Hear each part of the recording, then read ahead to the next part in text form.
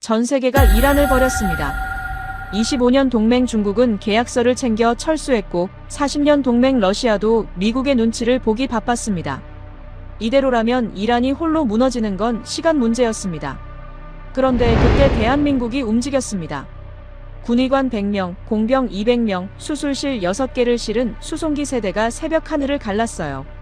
대한민국은 52년 전 이란의 사막에서 맺은 약속 하나로 전쟁터를 걸어 들어왔어요. 도대체 무슨 일이 벌어진 걸까요? 지금 바로 시작합니다. 새벽 2시 47분이었습니다. 32년간 외교관으로 살다 보면 몸이 먼저 압니다.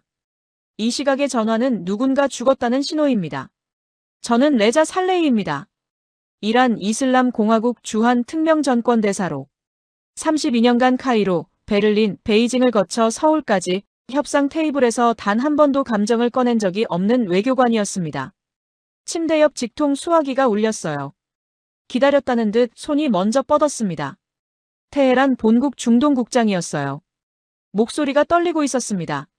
대사님, 공습이 시작됐습니다. 테헤란 전력망 70%가 파괴됐습니다. 통신망 90%가 끊겼어요. 9천만 명이 어둠 속에 고립됐습니다.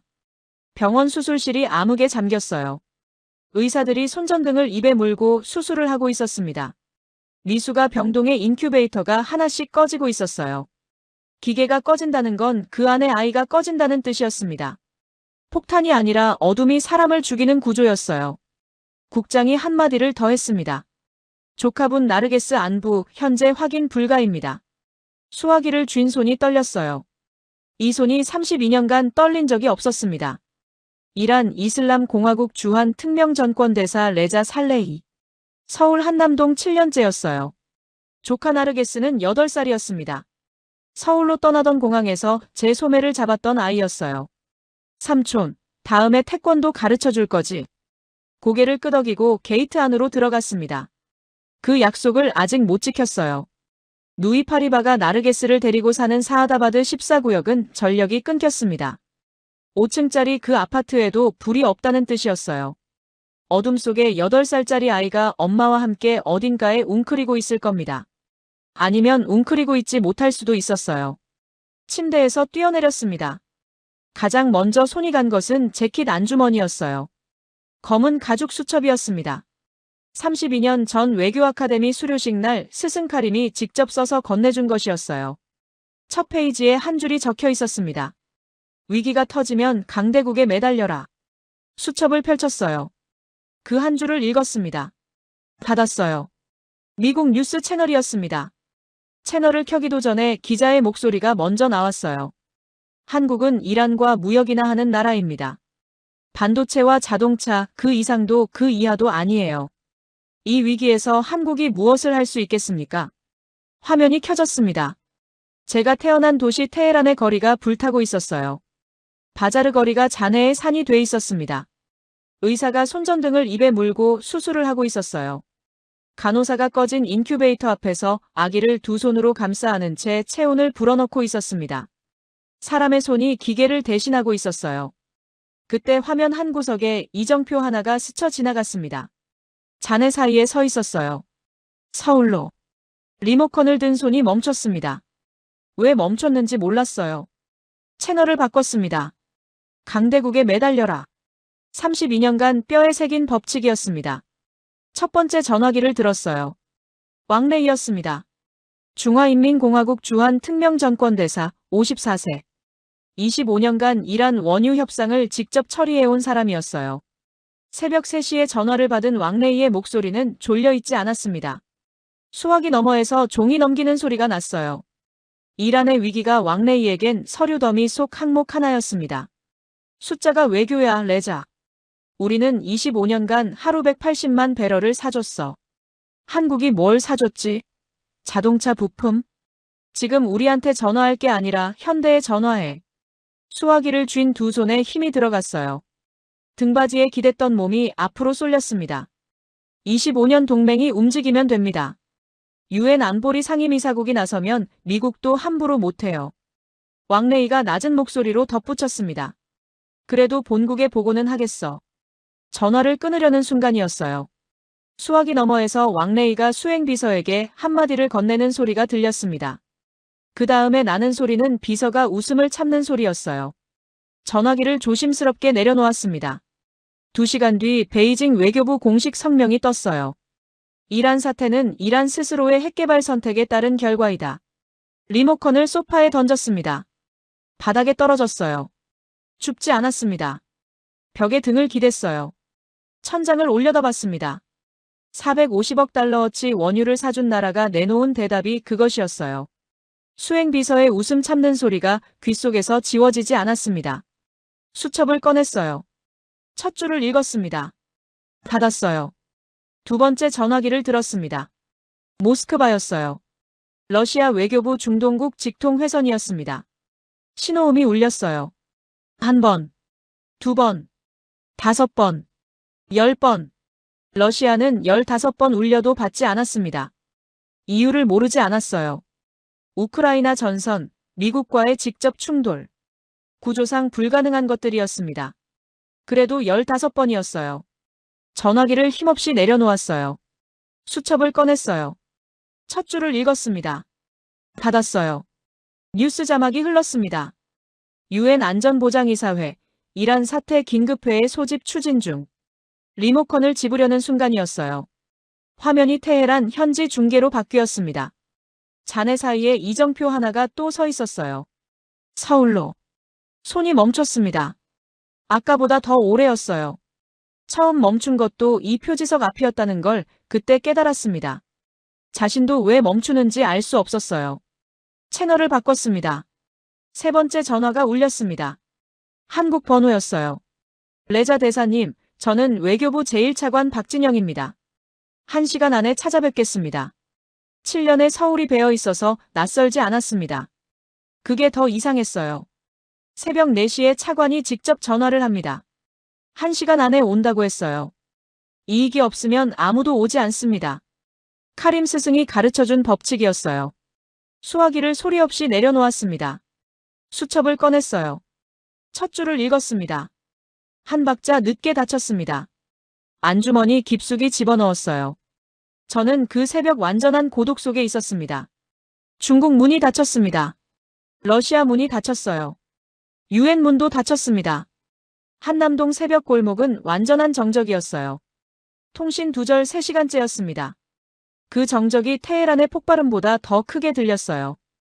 나르게스가 있는 사하다바드 14구역의 5층짜리 그 건물이 지금 서 있는지 무너졌는지 알 수 없었습니다. 8살짜리 아이가 어둠 속에서 무서워하고 있을 겁니다. 아니면 무서워할 수조차 없는 상태일 수도 있었어요. 새벽 5시 57분, 대사관 초인종이 울렸습니다. 문을 열자 칼바람이 먼저 들어왔어요. 그 속에 코트깃을 세운 한국 남자가 서 있었습니다. 피곤한 얼굴이었는데 눈이 맑았어요.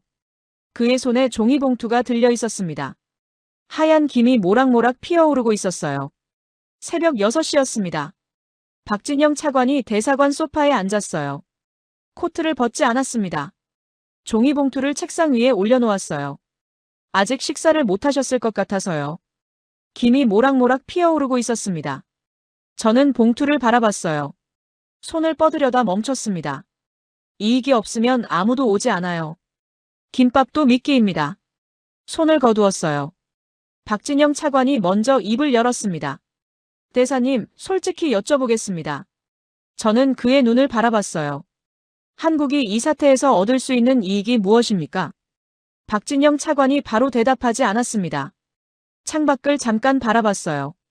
새벽 한남동 골목에 가로등이 흔들리고 있었습니다. 이익이 없습니다.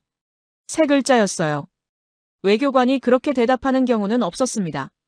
32년 동안 한 번도 들어본 적이 없는 대답이었어요. 차관님, 저도 그를 똑바로 바라봤어요. 저는 32년간 외교관으로 살았습니다. 이익 없이 움직이는 나라는 없어요. 솔직하게 말씀해 주십시오. 박진영 차관이 자리에서 일어났습니다. 코트를 여미며 고개를 숙였어요. 연락 기다리겠습니다. 문이 닫혔어요. 발소리가 복도에서 멀어졌습니다. 저는 움직이지 않았어요. 종이봉투에서 김이 피어오르고 있었습니다. 나르게스가 떠올랐어요. 사하다바드 14구역. 통신 두절 19시간째였습니다. 통신실로 들어갔어요. 위성 수신기 앞에 앉아 주파수를 맞췄습니다. 잡음만 흘렀어요. 볼륨을 최대로 올렸습니다. 잡음 속에서 목소리처럼 들리는 소리가 났어요. 더 올렸습니다. 목소리가 아니었어요. 헤드폰을 벗어 책상에 내려놓았습니다. 8살짜리 아이가 어둠 속에서 19시간을 버티고 있는 겁니다. 아니면 버티지 못하고 있는 겁니다. 그 생각을 끊어냈어요. 오전 11시였습니다. 대사관 직원이 노트북 화면을 들고 뛰어왔어요. 대사님, 이거 보셔야 합니다. 중국 대사관 철수 영상이었습니다. 화면 속 중국 외교관들은 서류 캐비닛을 트럭 짐칸에 싣고 있었어요. 그 바로 옆에서 피 흘리는 시민이 잔해 사이에 쓰러져 있었습니다. 아무도 돌아보지 않았어요. 손놀림이 능숙했습니다. 이런 상황에 여러 번 해온 사람들의 동작이었어요. 중국 외교관 하나가 카메라를 발견했습니다. 눈이 마주쳤어요.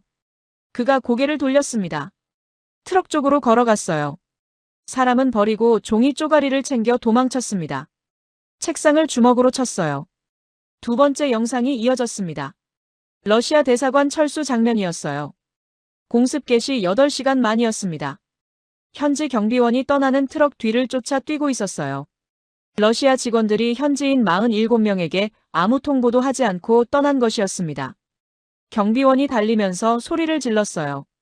트럭이 속도를 높였습니다. 경비원이 넘어졌어요. 아스팔트 위에 무릎을 꿇고 울부짖었습니다. 트럭 배기가스 연기가 그 위로 지나갔어요. 러시아인이 현지 경비원에게 남긴 마지막 말이 자막으로 올라왔습니다. 너희는 알아서 살아남아. 두 주먹을 불끈 쥐었어요. 25년 석유동맹은 계약서를 챙겼습니다. 40년 군사동맹이 마지막으로 남긴 말은 그것이었어요.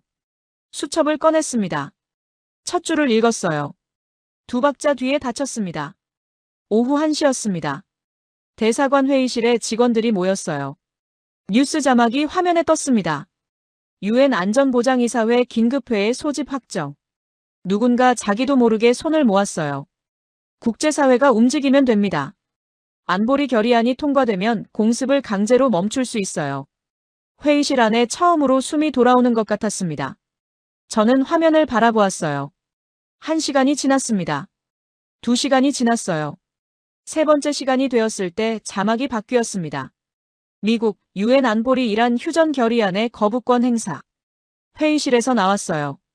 복도 벽에 이마를 댔습니다. 차가웠어요. 그 차가움이 싫지 않았습니다. 안보리 구조상 공격국이 거부권을 쥐고 있었어요. 모르지 않았습니다. 알면서도 기다렸어요. 그게 더 바보 같은 짓이었습니다. 오후 3시였어요. 대사관 로비에서 직원이 다가왔습니다. 대사님, 방문객이 오셨습니다. 박종필이라고 하시는데요. 나이가 84이세요. 1973년 이란 건설 현장 출신이라고 하십니다. 저는 잠시 멈췄어요. 아까 화면에서 2번 본 표지석이 떠올랐습니다. 서울로 들어오시라고 해요. 집무실로 들어온 노인은 작았어요. 등이 굽어 있었습니다. 하지만 눈이 흔들리지 않았어요. 손이 보였습니다. 굳은 살이 손 전체를 덮고 있었어요. 손가락 마디마디가 뒤틀려 있었습니다. 50년 전 사막 햇볕 아래서 굳어버린 손이었어요. 노인이 가슴에서 흑백 사진을 꺼냈습니다. 사막 한가운데서 흑투성이 작업복을 입고 이를 드러내며 웃는 청년들이었어요. 맨 앞에 선 청년 하나가 앞니가 빠진 채 웃고 있었습니다. 1973년입니다. 노인이 말했어요. 저는 그때 26이었습니다. 이란의 건설 노동자로 갔어요. 테헤란의 도로를 닦았습니다. 우리가 닦은 그 도로에 서울로라는 이름이 붙었어요. 그 순간이었습니다. 저도 모르게 입이 열렸어요. 그 도로를 오늘 아침에 봤습니다. 노인이 고개를 들었어요. 뉴스 화면에서요. 잔해 사이에 표지석이 서 있었습니다. 2번이나 손이 멈췄는데 왜 멈추는지 몰랐어요. 말하다가 멈췄어요. 자신이 그것을 2번이나 기억하고 있었다는 사실이 그제야 이상하게 느껴졌습니다.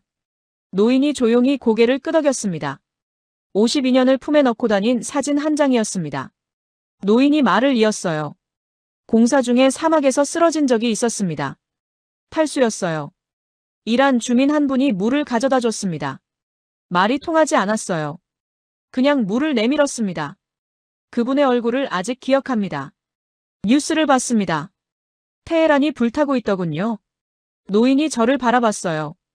52년 전에 물 한 잔 받았습니다. 그 빚을 갚고 싶어서 왔어요. 저 혼자서는 아무것도 못합니다. 그냥 대사님 얼굴 한번 보고 싶었습니다. 노인의 손이 제 손 위에 올려졌습니다. 잡았어요. 꽉 잡았습니다. 그 노인의 손은 제가 58년 인생에서 잡아본 어떤 손보다 거칠었습니다. 하지만 어떤 손보다 뜨거웠습니다. 이것이 계산입니까? 노인이 돌아갔어요. 집무실에 혼자 남았습니다. 손바닥을 내려다봤어요. 노인의 굳은 살 감촉이 아직 남아 있었습니다. 지워지지 않았어요.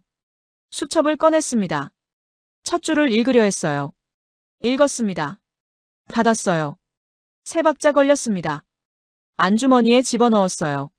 손에 힘이 예전보다 덜 들어가 있었습니다. 노인이 남기고 간 사진을 휴대폰으로 찍어두었습니다. 앞니 빠진 채 웃는 청년의 얼굴이었어요. 책상 위에 박진영 차관이 두고 간 종이봉투가 있었어요. 식은 김밥이었습니다. 손을 뻗으려다 멈췄어요. 아직 아니었습니다. 왕레이 비서에게서 문자가 왔어요. 서울 외교가 오찬에서 왕레이가 공개 발언을 했다는 내용이었습니다. 한국의 어설픈 중재 시도는 지역 안정을 해친다. 오찬 참석자 수십 명이 들은 말이었어요. 그 자리에 저도 초대받았던 자리였습니다. 참석하지 않았어요. 노인과 같은 시간이었거든요. 저녁 7시였습니다. 집무실 전화가 울렸어요. 박진영 차관이었습니다. 내일 아침 9시 외교부 긴급 확대 회의입니다. 대사님께서 직접 참석해 주시겠습니까? 가겠습니다. 수화기를 내려놓았어요. 창밖 한남동 골목에는 가로등만 흔들리고 있었습니다. 나르게스가 있는 사하다바드 14구역. 통신 두절 26시간째였어요. 아침 8시였습니다. 외교부 회의까지 1시간이 남아 있었어요. 대사관 집무실에서 보고서를 검토하고 있었습니다. 비서가 문을 두드렸어요. 대사님, 공문이 왔습니다. 미국 대사관 명의였습니다. 한국 외교부 앞으로 발송된 것을 사본으로 전달한 것이었어요. 내용은 한 줄이었습니다. 이란에 대한 한국의 일방적 지원 행위는 동맹 관계의 재검토를 초래할 수 있다. 손이 공문 위에 천천히 올라갔어요. 왕래이였어요. 어젯밤 외교부가 이란 지원 방안을 공식 검토 중이라는 것이 서울 외교가에 퍼진 겁니다. 박진영 차관이 새벽에 직접 이란 대사관을 방문했다는 것까지요. 왕래이가 미국 대사관을 끌어들였다는 건 한 가지를 뜻했어요. 혼자로는 막을 수 없다고 판단한 것이었습니다. 비서가 다시 말했어요. 국방부 장관이 이 공문을 근거로 파병 반대 입장을 강화했다는 연락도 왔습니다. 알겠어요. 공문 한 장이 문 하나를 더 닫았습니다. 오전 9시였어요. 한국 외교부 청사 7층 대회의실이었습니다. 박진영 차관이 레자를 자리로 안내했어요. 회의실이 조용했습니다. 참석자들이 레자를 바라봤어요. 박진영 차관이 먼저 입을 열었습니다. 대사님, 솔직하게 말씀드리겠습니다. 외교부는 지원 방안을 검토 중이에요. 국방부는 미국 공문을 근거로 반대를 유지하고 있습니다. 공문이 법적 효력이 있습니까? 회의실 한쪽에서 누군가 답했어요. 조약 조문상 구속력은 없습니다. 그러나 정치적 압박으로는 충분히 작동합니다. 레자는 아무 말도 하지 않았습니다. 그때 보좌관이 태블릿을 들고 뛰어들어왔어요. 차관님, 미국 국무부 브리핑입니다. 화면을 회의실 스크린에 띄웠습니다. 미국 국무부, 이란 인도주의 통로 개설 검토 중. 회의실 안이 달라졌어요. 누군가 숨을 들이쉬는 소리가 났습니다. 레자는 처음으로 의자에 등을 기댔어요. 숨을 크게 내쉬었습니다. 통로가 열리면 됩니다. 구호물자가 들어가면 됩니다. 나르게스가 있는 사하다바드 14구역에 사람이 닿을 수 있어요. 등을 기댄 게 얼마만인지 몰랐습니다. 2시간이 지나지 않았어요. 미국 국무부 세부 조건 발표입니다. 보좌관의 목소리가 달랐습니다. 이란 측의 핵시설 완전 접근 및 사찰 허용 조건부. 회의실이 다시 조용해졌어요. 레자는 재킷 주머니에서 휴대폰을 꺼냈습니다. 테헤란 본국 중동국장 번호를 눌렀어요. 손가락이 멈췄습니다. 내려놓았어요. 핵시설 접근은 이란이 수용할 수 없는 조건이었어요. 미국이 그것을 모를 리가 없었습니다. 인도주의 통로가 아니었어요. 항복 요구서였습니다. 처음으로 의자의 등을 기댔던 그 2시간이 허공이 됐어요. 회의가 정회됐습니다. 박진영 차관이 레자에게 다가왔어요. 대사님, 아직 포기하지 않았습니다. 오늘 하루 시간을 주십시오. 레자는 그를 바라봤어요. 차관님은 왜 이렇게까지 합니까? 공문도 왔고 국방부도 반대하고 미국도 막혔습니다. 모든 문이 닫혔어요. 박진영 차관이 잠시 말을 멈췄습니다. 저희 아버지가 1974년 이란에 건설 노동자로 가셨습니다. 서울로 공사 현장이었어요. 레자는 아무 말도 하지 않았습니다. 돌아가시기 전에 딱 한 번 말씀하셨어요. 이란 사람들이 정말 좋은 사람들이었다고요. 말이 안 통해도 밥을 나눠주고 물을 나눠줬다고요.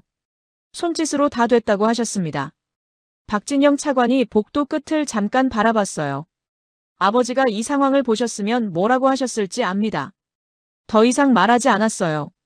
오늘 하루입니다, 대사님. 오후였어요. 대사관으로 돌아왔습니다. 집무실 책상 위에 새 보고서가 올라와 있었어요. 사하다바드 지구 구역별 피해 현황이었습니다. 펼쳤어요. 1구역. 부분 파손. 2구역. 충파. 세 번째 줄이었습니다. 사하다바드 14구역. 완파. 그 단어 하나를 읽는데 시간이 얼마나 걸렸는지 모릅니다. 생존율 통계가 밑에 적혀 있었어요. 11%. 보고서를 덮었습니다. 두 손으로 얼굴을 감쌌어요. 복도 어딘가에서 직원 하나가 울고 있었습니다. 소리를 참으려는 것 같았어요. 참아지지 않는 것 같았습니다. 그 소리가 문틈 사이로 들어왔어요. 레자는 얼굴에서 손을 내렸습니다. 통신실로 들어갔어요. 위성 수신기 앞에 앉았습니다. 주파수를 맞췄어요. 잡음이 흘렀습니다. 나르게스 살레히. 사하다바드 14구역 5층. 혼자 말했어요. 아무도 없는 통신실이었습니다. 잡음만 흘렀어요. 헤드폰을 벗었습니다. 집무실로 돌아왔어요. 창문 방향으로 의자를 돌렸습니다. 서울의 오후가 한남동 골목에 내려앉아 있었어요. 파리바가 떠올랐습니다. 공항에서 마지막으로 본 것이 7년 전이었어요. 나르게스의 손을 잡고 서 있었습니다. 언니는 울지 않았어요. 웃으며 손을 흔들었습니다. 레자가 게이트 안으로 들어가는 것을 보면서요. 11%였습니다. 서랍을 열었어요. 나르게스 사진을 꺼냈습니다. 공항에서 찍은 것이었어요. 앞니가 빠진 채 웃고 있었습니다. 8살이 그렇게 웃고 있었어요. 위성 단말기를 켰습니다. 테헤란 현지 연락망 전체에 사진을 전송했어요. 메시지를 입력했습니다. 이 아이를 찾으면 연락 달라. 전송 완료 표시가 떴어요. 레자는 화면을 한참 바라봤습니다. 이것이 주한 이란 대사가 할 수 있는 전부였어요. 32년 경력이, 7년의 서울이, 대사라는 직함이 할 수 있는 전부가 그것이었습니다. 박진영 차관에게 문자를 보냈어요. 짧게였습니다. 한국의료단 브리핑 자료에 이 사진을 포함시켜달라고요. 아이 이름과 사하다바드 14구역 주소를 함께 붙였습니다. 그것뿐이었어요. 수첩을 꺼냈어요. 천천히 나왔습니다. 펼쳤어요. 첫 줄 앞에 손가락이 멈췄습니다. 위기가 터지면 강대국에 매달려라. 읽었어요. 손이 떨렸습니다. 닫았어요. 집어넣었습니다. 5초 걸렸어요. 저는 그날 처음으로 수첩의 첫 줄을 읽으면서 손이 떨렸습니다. 틀렸기 때문이 아니었어요. 맞는지 더 이상 확신할 수 없었기 때문이었습니다. 32년 만에 처음이었어요. 카림 스승은 이 상황에서 뭐라고 했을까요? 강대국이 전부 등을 돌렸을 때, 강대국이 아닌 나라가 새벽에 김밥을 들고 달려왔을 때, 강대국이 아닌 노인이 52년 전 물 한 잔의 빚을 갚으러 찾아왔을 때, 스승은 이 경우를 가르쳐주지 않았어요. 32년 동안 이런 나라는 없었으니까요. 창밖에 서울의 밤이 내려앉고 있었습니다. 나르게스가 있는 사하다바드 14구역. 통신 두절 41시간째였어요. 응답은 없었습니다. 책상 위에 식은 김밥 봉투가 있었어요. 손을 뻗으려다 멈췄습니다. 아직 아니었어요. 집무실 전화가 울렸습니다. 박진영 차관이었어요. 대사님, 방법을 찾았습니다. 레자는 몸이 앞으로 쏠렸습니다. 내일 아침 9시에 다시 회의가 열립니다. 이번엔 대통령이 직접 참석합니다. 대통령이요? 네. 국방부 공문이 있는데도요. 있어도 됩니다. 합참의장이 직접 조약 조문을 가져왔습니다. 교전 지역 내 인도주의 임무는 한미상호방 위조약 어떤 조항과도 충돌하지 않는다는 내용입니다. 전례가 2번 있습니다. 레자는 아무 말도 하지 않았어요. 내일 아침 9시입니다, 대사님. 알겠습니다. 수화기를 내려놓았어요. 창밖 한남동 골목에는 가로등만 흔들리고 있었습니다. 다음 날 아침 8시 55분이었어요. 한국 외교부 청사 7층 대회의실 앞이었습니다. 레자가 문손잡이를 잡았어요. 외투 안주머니에서 수첩을 꺼냈습니다. 읽었어요. 닫았습니다. 집어넣었어요. 문을 밀었습니다. 회의실 문을 열기 전에 알고 있었습니다. 오늘은 외교 언어로 말할 수 없다는 것을요. 32년간 외교관으로 살면서 감정을 꺼낸 적이 없었어요. 감정은 협상 테이블에서 약점이었습니다. 하지만 지금 이 회의실에서 쓸 수 있는 카드는 그것뿐이었어요. 대통령이 상석에 앉아 있었습니다. 국방부 장관, 외교부 장관, 합참의장이 양옆에 있었어요. 박진영 차관이 레자의 맞은편 자리를 가리켰습니다. 대사님, 말씀해 주십시오. 레자는 자리에서 일어나지 않았어요. 앉은 채로 입을 열었습니다. 사흘 전 84살의 한국 노인이 저를 찾아왔습니다. 1973년에 이란에서 도로를 닦은 건설 노동자였어요. 사막에서 쓰러졌을 때 이란 주민이 물을 건네줬다고 했습니다. 52년을 품속에 사진 한 장을 넣고 다녔어요. 그 노인이 저한테 한 말이 있습니다. 회의실이 조용해졌어요. 그 빚을 갚고 싶어서 왔다고 했습니다. 레자가 잠깐 멈췄어요. 저는 32년간 외교를 잘못 배웠습니다. 강대국에 매달려야 한다고 배웠어요. 숫자가 외교라고 배웠습니다. 그런데 그 노인은 숫자가 없었어요. 이익이 없었습니다. 계산이 없었어요. 그냥 왔습니다. 회의실 한쪽에서 누군가의 눈가가 붉어지는 것이 보였습니다. 레자는 그것을 보고 처음으로 숨이 막혔어요. 32년간 협상 테이블에서 상대방의 눈가가 붉어지는 것을 본 적이 없었습니다. 저는 한국에 아무것도 드릴 수 없습니다. 석유도 없고 군사 동맹도 없고 전략적 가치도 없어요. 그럼에도 불구하고 부탁드립니다. 국방부 장관이 먼저 입을 열었어요. 대사님, 저도 이 상황이 안타깝습니다. 하지만 미국 공문이 있습니다. 동맹 관계를 흔드는 결정은 지금 이 자리에서 내릴 수 없어요. 합참의장이 서류를 펼쳤습니다. 장관님, 공문을 검토했습니다. 한미상호방 위조약 어떤 조항에도 교전 지역 내 인도주의 임무를 제한하는 조문은 없습니다.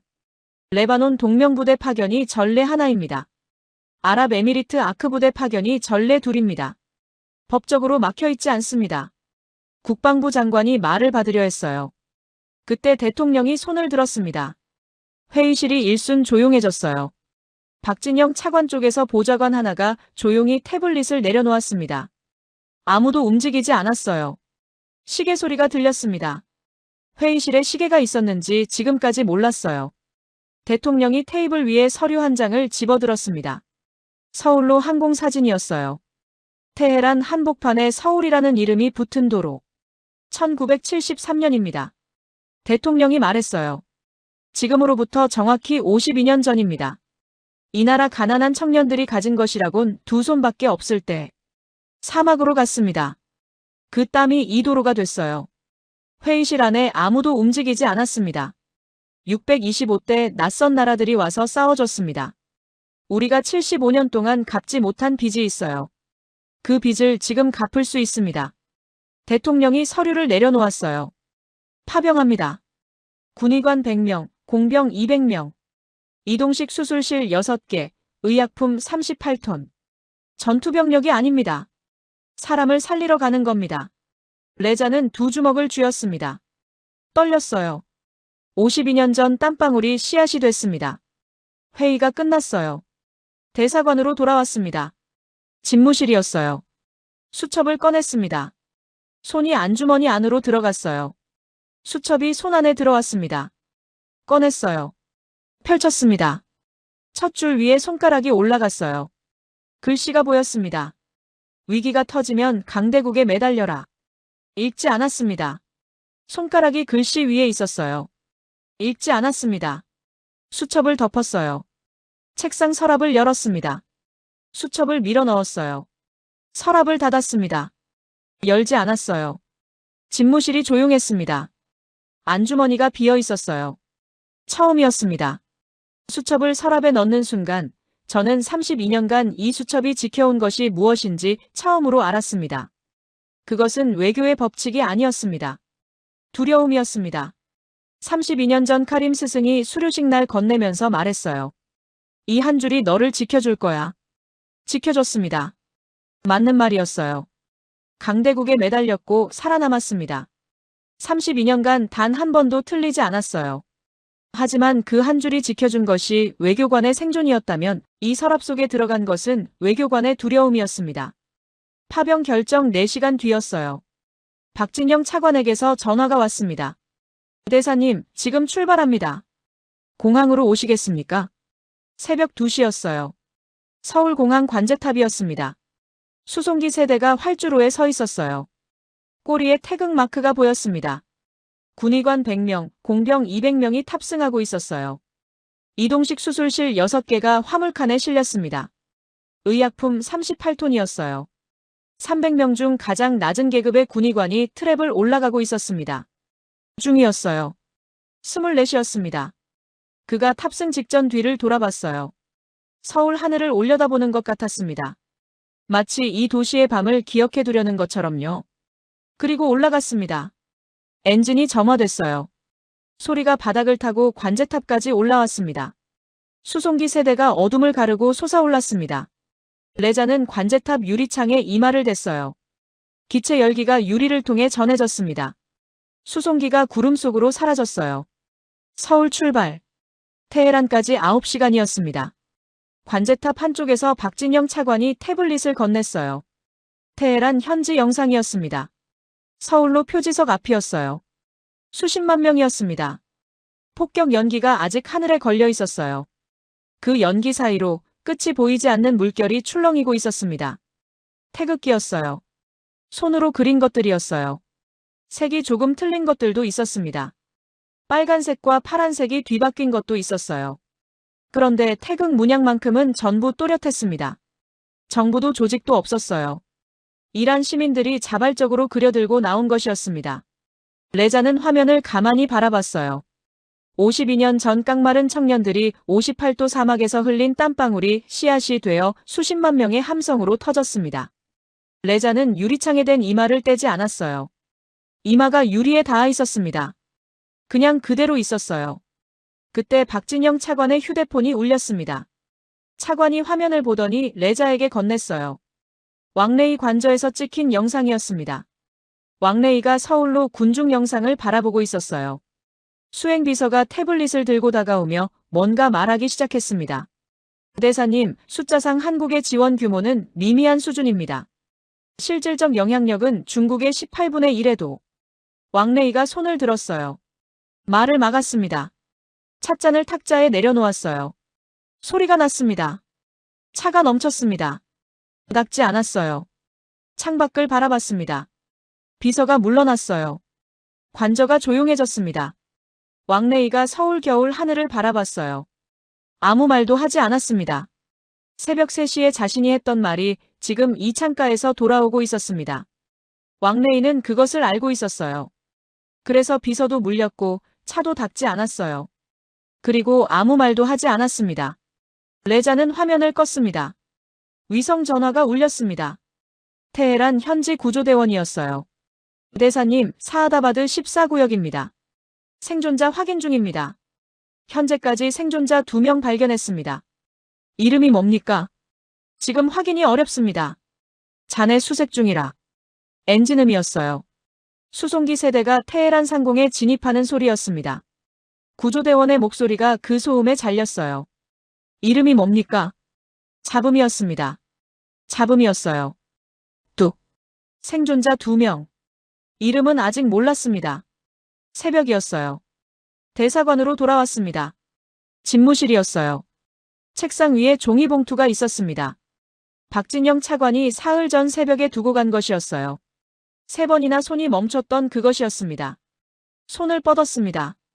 봉투를 집었어요. 차가웠습니다. 열었어요. 김밥을 꺼냈습니다. 한 알입에 넣었어요. 씹었습니다. 차가웠어요. 아무 맛도 나지 않았습니다. 그런데 삼켜졌어요. 2번째 알을 넣었습니다. 씹었어요. 삼켰습니다. 집무실에 아무 소리도 없었어요. 창밖에 서울의 새벽이 있었습니다. 가로등 하나가 흔들리고 있었어요. 수첩은 서랍 안에 있었습니다. 박진영 차관이 새벽에 들고 온 것이 계산이 아니었다는 것을 이제 몸으로 알았어요. 식은 김밥을 다 먹었습니다. 봉투를 접어 책상 위에 놓았어요. 창밖은 아직 어두웠습니다. 수송기가 테헤란을 향해 날고 있었어요. 나르게스가 있는 곳으로. 수송기가 떠난 뒤 대사관으로 돌아왔습니다. 집무실 의자에 앉았어요. 손이 안주머니 쪽으로 갔습니다. 수첩이 없었어요. 서랍 안에 있었습니다. 손을 거두었어요. 기다림이었습니다. 32년 외교관 생활에서 기다림은 언제나 다음 수를 계산하는 시간이었어요. 그런데 지금은 계산할 것이 없었습니다. 수송기는 이미 떴고 합참의장 전례 인용은 끝났고 대통령은 결단했어요. 이제 레자가 할 수 있는 것은 없었습니다. 그 무력함이 이상하게 편안했어요. 비서가 집무실 문을 열었습니다. 대사님, 차라도 드릴까요? 괜찮아요. 비서가 나갔어요. 집무실이 다시 조용해졌습니다. 테헤란 도착 보고가 오전에 들어왔어요. 수송기 세대 전원 착륙. 이동식 수술실 6개 설치 완료. 야전 병원 가동 시작.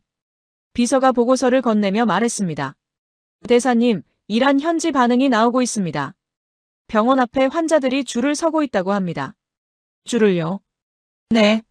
수백 명이라고 합니다. 줄을 서고 있다는 말이었어요. 총 한 자루 없이 사람들이 줄을 섰습니다. 보고서를 내려놓았어요. 오후였습니다. 통신실로 들어갔어요. 수신기 앞에 앉았습니다. 주파수를 맞췄어요.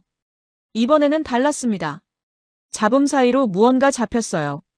목소리였습니다. 가늘고 끊겼어요. 여자였습니다. 볼륨을 최대로 올렸어요. 여보세요. 파리바였습니다. 파리바의 목소리였어요. 파리바.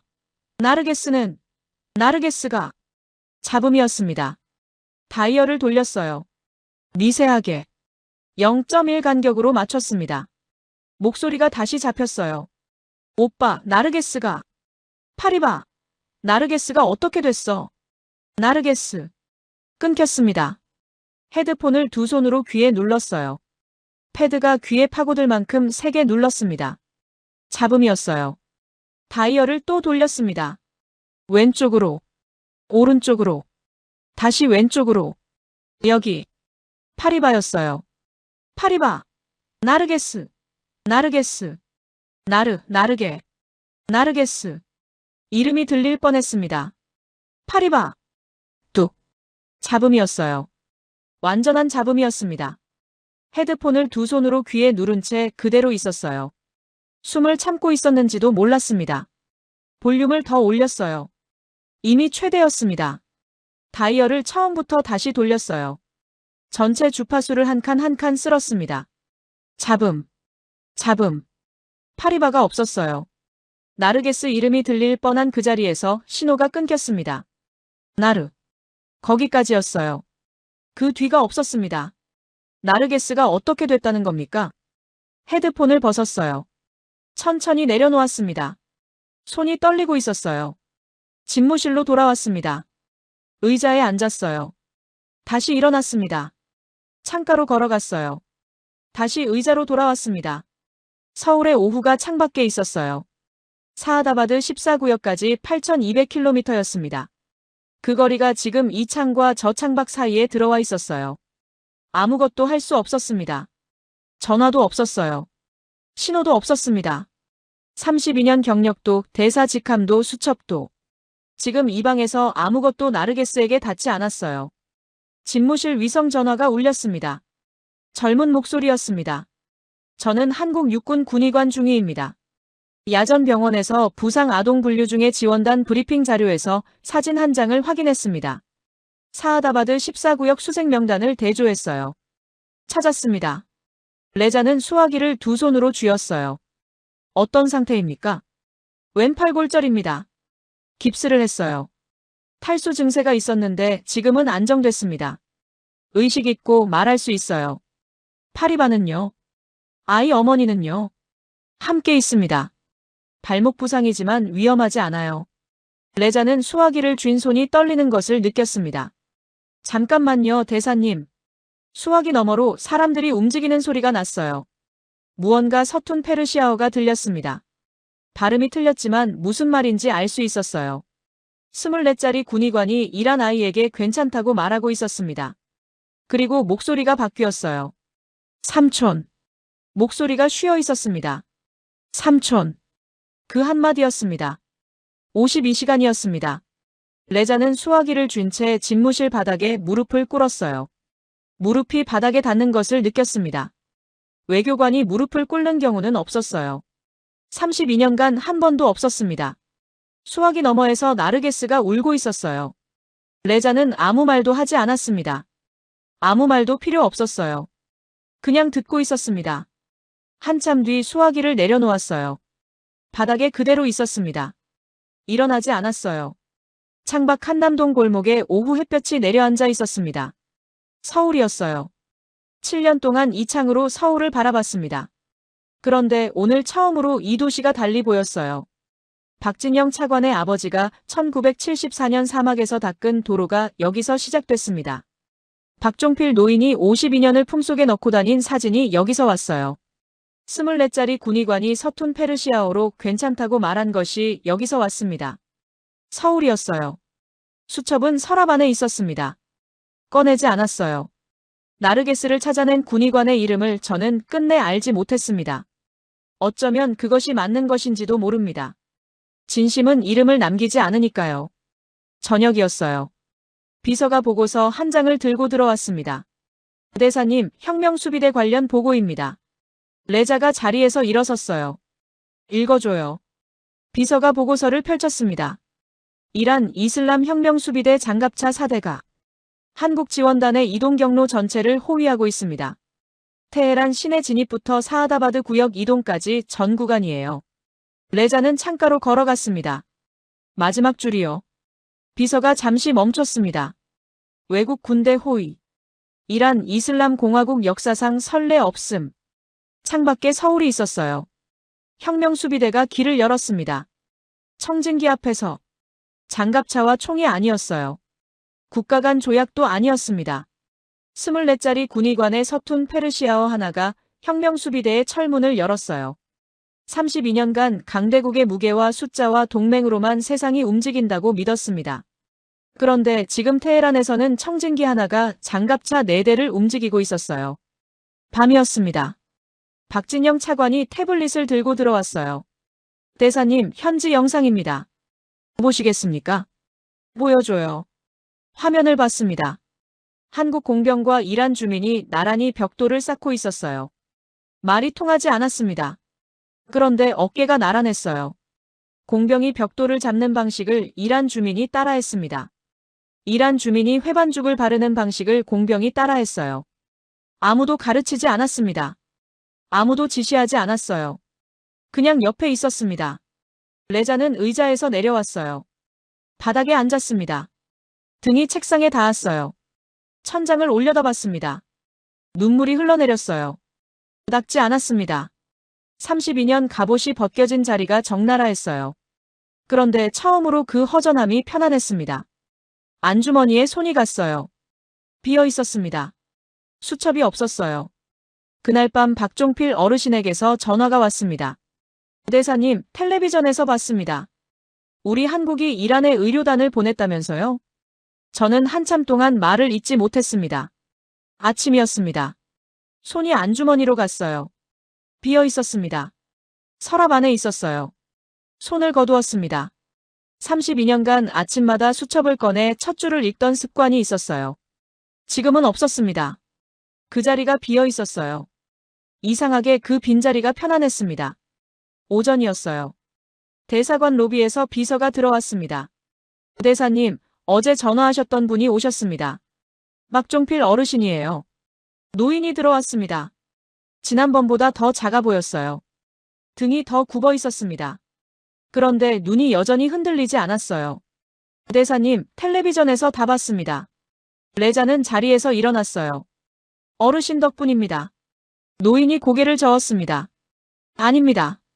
저는 아무것도 안 했어요. 그냥 52년 전 일을 말씀드렸을 뿐입니다. 노인이 주머니에서 무언가를 꺼냈어요. 태극기 배지였습니다. 작고 둥글었어요. 이거 드리려고 왔습니다. 가지고 계세요. 레자는 손을 내밀었습니다. 노인의 굳은 살 손이 배지를 레자 손바닥에 올려놓았어요. 노인이 일어섰어요. 대사님, 한 가지만 부탁드려도 되겠습니까? 말씀하세요. 조카분한테 언제 한번 태권도 가르쳐 주십시오. 일한 아이한테 태권도 가르치면 그거 재미있지 않겠습니까? 레자가 입을 열었어요. 닫았습니다. 대답이 나오지 않았어요. 안녕히 계세요, 대사님. 박종필 어르신이 돌아선 뒤 레자는 한참 동안 대사관 현관에 서 있었습니다. 서울의 겨울바람이 차가웠어요. 처음으로 그 차가움이 싫지 않았습니다. 손에 배지가 있었어요. 안주머니에 손이 들어갔습니다. 수첩이 없었어요. 배지가 들어갔습니다. 수첩이 있던 자리에 배지를 넣었습니다. 오후였어요. 박진영 차관이 서류 한 장을 들고 들어왔습니다. 대사님, 한국 외교부 공식 성명이 나왔습니다. 받았어요. 한국어 원문이었습니다. 7년 서울에서 배운 한국어였어요. 대한민국은 52년 전 이란의 사막에서 맺은 약속을 기억합니다. 성명문을 잡은 손이 약간 떨렸어요. 멈추지 않았습니다. 국가 이익, 전략적 가치, 상호 협력. 32년간 읽어온 외교 문서의 단어들은 언제나 차가웠어요. 읽는 사람의 마음을 건드리지 않았습니다. 그런데 이 성명문은 달랐어요. 고작 한 문장이었습니다. 그런데 손이 떨렸어요. 약속을 기억한다는 말이 외교 언어로는 아무 무게가 없어요. 강대국들은 약속을 기억하지 않아도 됐습니다. 숫자가 그것을 대신했으니까요. 그런데 이 나라는 숫자 대신 약속을 기억했어요. 52년이 지나도록. 차관님. 네, 대사님. 공식 감사 성명을 발표해야 합니다. 오늘 할 수 있겠습니까? 박진영 차관이 고개를 끄덕였어요. 저녁이었습니다. 한국 외교부 첨사 소회의실이었어요. 카메라는 없었습니다. 박진영 차관 하나였어요. 레자는 탁자 위에 준비한 외교 문서를 올려놓았습니다. 32년간 공식 석상에서 읽어온 방식으로 준비한 것이었어요. 절제된 외교 언어. 감사의 뜻을 담되 어떤 감정도 드러나지 않는 문장들이었습니다. 레자는 문서를 바라봤어요. 짚지 않았습니다.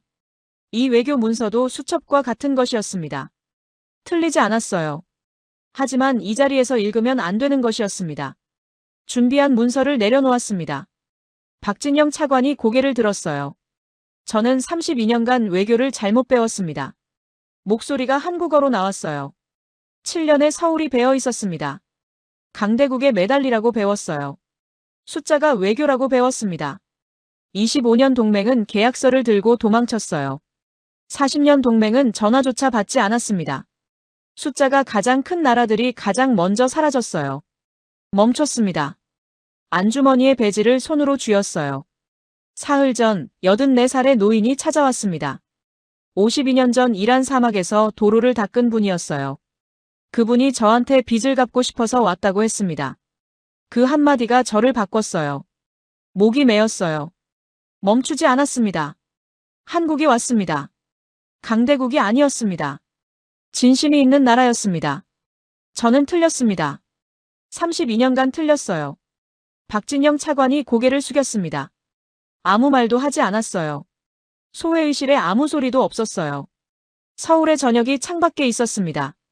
인정했다는 해방감이 있었어요. 동시에 32년을 잘못 살았다는 묵직한 슬픔이 있었습니다. 이 두 감정이 동시에 가슴 안에 있었어요. 어느 하나가 다른 것을 밀어내지 않았습니다. 그 두 감정이 같이 있는 것이 이상하지 않았어요. 그날 밤이었습니다. 대사관 집무실에 테헤란에서 전문이 날아왔어요. 이란 외교부 훈령. 주한대사 레자 살레히. 즉각 귀국 명령이었습니다. 저는 전문을 읽고 한참 동안 창밖을 바라보았어요. 한남동 골목에 가로등이 흔들리고 있었습니다. 처음 부임하던 날 밤에도 저 가로등이 흔들렸어요. 그때는 이 도시가 무역 파트너의 수도였습니다. 반도체와 자동차. 지금은 달랐어요. 안주머니에 손이 갔습니다. 배지가 있었어요. 수첩이 있던 자리였습니다. 다음 날 아침이었어요. 대사관 자료실로 내려갔습니다. 7년치 서류가 파일 서랍 안에 있었어요. 귀국 전에 정리해야 했습니다. 첫 번째 서랍을 열었어요. 한국 경제 지표였습니다. 국내 총생산 수출액, 반도체 생산량, 자동차 수출 대수. 숫자들이 깔끔하게 정리돼 있었어요. 모서리가 달아 있었습니다. 7년 동안 이 숫자들을 읽었어요. 두 번째 서랍이었습니다. 그 뒤에 파일 2개가 있었어요. 아크부대 파견. 아랍에미리트. 2011년. 동명부대 파견. 레바논. 2007년. 표지에 먼지가 앉아 있었습니다. 손가락으로 닦았어요. 한 번도 열린 흔적이 없었습니다. 7년간 이 나라에 살면서 사람을 보지 않았어요. 숫자만 봤습니다. 경제지표 파일은 모서리가 달았고 파병 파일에는 먼지가 쌓였어요. 손에 먼지가 묻었습니다. 닦지 않았어요. 자료실을 나왔습니다. 집무실로 올라왔어요. 서랍에서 사진을 꺼냈어요. 박종필 노인이 처음 방문했을 때 보여준 흑백 사진이었습니다.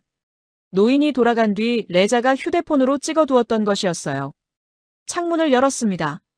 서울의 밤하늘에 사진을 대고 바라봤어요. 1973년이었습니다. 사막 한가운데서 흑투성이 작업복을 입은 청년들이었어요. 가장 앞줄에 선 청년 하나가 앞니가 빠진 채로 웃고 있었습니다. 웃음이 유난히 티가 났어요. 그 청년이 52년 뒤 84살의 노인이 됐어요. 등이 굽었습니다. 손이 굳은 살로 덮였어요. 그리고 서울 한남동 이란 대사관 문을 두드렸습니다. 빚을 갚고 싶어서였어요. 아무도 시키지 않았습니다. 정부도 조직도 없었어요. 그냥 왔습니다. 52년이 지났는데 그냥 왔어요. 강대국들이 달러와 총칼로 묶어놓은 동맹은 폭탄 한 방에 사라졌습니다.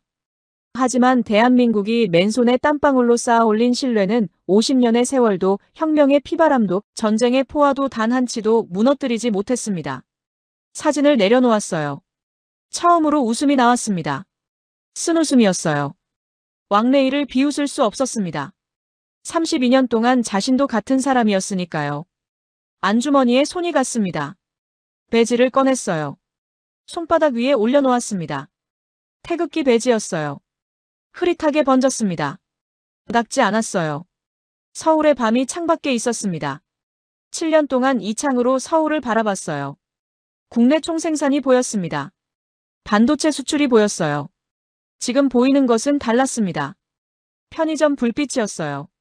새벽 5시 57분에 김밥을 사러 간 남자가 지나갔을 골목이었습니다.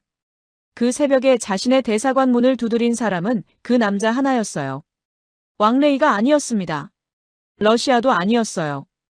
편의점 김밥 한 줄을 들고 온 그 남자였습니다. 내일이면 이 골목을 볼 수 없었어요. 배지를 안주머니에 넣었습니다. 수첩이 있던 자리였어요. 수첩은 서랍 안에 있었습니다. 꺼내지 않았어요. 귀국 전날 밤이었습니다. 박종필 어르신에게서 문자가 왔어요. 대사님, 태권도 약속 꼭 지키십시오. 수화기를 들었습니다. 전화를 걸려고 했어요. 내려놓았습니다. 뭐라고 대답할 수 있겠습니까? 언제 다시 서울에 올 수 있는지 몰랐어요.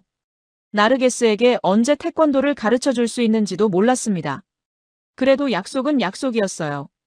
박종필 어르신이 52년을 기다렸듯이. 안주머니에 손이 갔습니다. 배지가 있었어요. 중국은 450억 달러를 가지고도 계약서를 챙겨 도망쳤습니다. 한국은 52년 전 물 한 잔을 기억하는 것 하나로 전쟁터를 걸어 들어왔습니다. 어느 쪽이 진짜 동맹이었는지 이제 저는 압니다. 52년 전 사막에서 도로를 닦은 나라가 왔습니다. 52년 전 물 한 잔을 기억하는 나라가 왔습니다. 52년 전 약속을 지키는 나라가 왔습니다. 서울로가 52년을 버텼듯이 대한민국의 진심도 그렇게 버텨왔습니다. 배지를 안주머니 깊이 넣었어요. 수첩이 있던 자리였습니다. 그 자리가 비어있지 않았습니다. 지금까지 공감 코리아였습니다. 이야기가 재미있으셨다면 주변 분들에게도 공유해주세요. 대한민국 최고라고 댓글을 남겨서 주세요. 구독, 좋아요로 대한민국의 밝은 미래를 응원해주세요. 다음 이야기로 또 찾아뵙겠습니다. 감사합니다.